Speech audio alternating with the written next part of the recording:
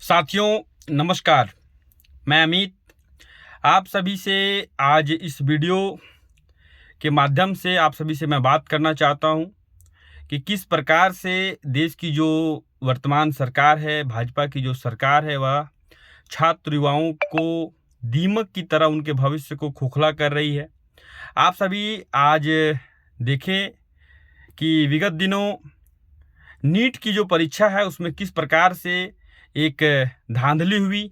और पहले तो सरकार के जो शिक्षा मंत्री है उन्होंने ये बोला कि परीक्षा पूरी पारदर्शिता के साथ हुई है, किसी प्रकार का कोई भी लीक की घटना नहीं हुई है। लेकिन बाद में परीक्षा की जो एजेंसी थी एनटीए ने उसको परीक्षा को पूरी तरीके से रद्द किया, यह मानते हुए कि परीक्षा में बड़े पैमाने पे पेपर लीक की घटना सामने आई है। अब मैं बताता हूं कि किस प्रकार से मोदी जी की जो सरकार है वह छात्र युवाओं को दीमक की तरह खाने का काम कर रही है। आप सभी थोड़ा पीछे चलते हैं हम लोग। 2017 में भी नीट की परीक्षा के पेपर लीक हुए थे, 2021 में भी पेपर लीक हुए थे, 2024 में भी पेपर लीक हुए थे और 2026 में भी पेपर लीक हुए थे। 2024 में एक कानून आया कि सार्वजनिक परीक्षा में किसी भी प्रकार की अगर आप उसमें लीक की घटना में शामिल होते हैं या उसके गिरोह में आप उसको प्रभावित करते हैं परीक्षा को, तो आप पे मुकदमा चलेगा और आपको 10 साल की सजा हो सकती है और 1 करोड़ का जुर्माना। लेकिन अभी तक 2024 की जो घटना हुई, 2019 की, 2021 की, 2017 की, उस घटना में कितने लोग गिरफ्तार हुए, कितने लोगों को सरकार दंडित कर पाई, कितने लोगों पे 1 करोड़ का जुर्माना लगा, ये सरकार बताने में सक्षम नहीं है। आज भी जो लोग पकड़े गए हैं वो कहीं ना कहीं भाजपा से संबंधित हैं। उनके फोटो आज देश के सोशल मीडिया पे वायरल हैं। हम लोगों ने हमेशा से सुना था कि मोदी जी चाय बेचने वाले थे, गरीब परिवार के बच्चे थे और उन्होंने देश का प्रधानमंत्री बने। 2014 में जब हम लोगों ने बहुत खुशियां मनाई कि कांग्रेस को हटाना है और मोदी जी को लाना है, युवाओं को भविष्य बनाना है, लेकिन हम लोग ये समझ नहीं पाए कि जो आदमी चाय बेच सकता है वो कभी देश भी बेच सकता है, वो छात्र युवाओं के भविष्य को भी बेच सकता है।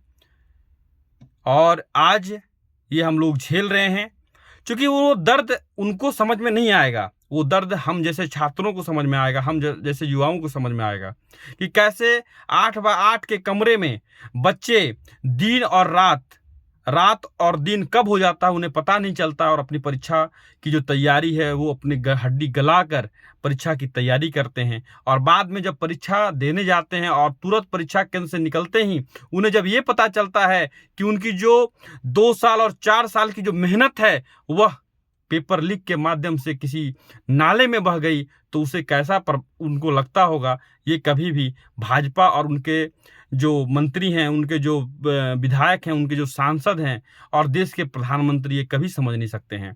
क्योंकि ये लोग सिर्फ और सिर्फ बेचना जानते हैं। पहले प्रधानमंत्री मोदी जी चाय बेचते थे, फिर देश की संपत्तियों को बेचा, उन्होंने सेल बेचा, बीएसएनएल बेचा, भेल बेचा।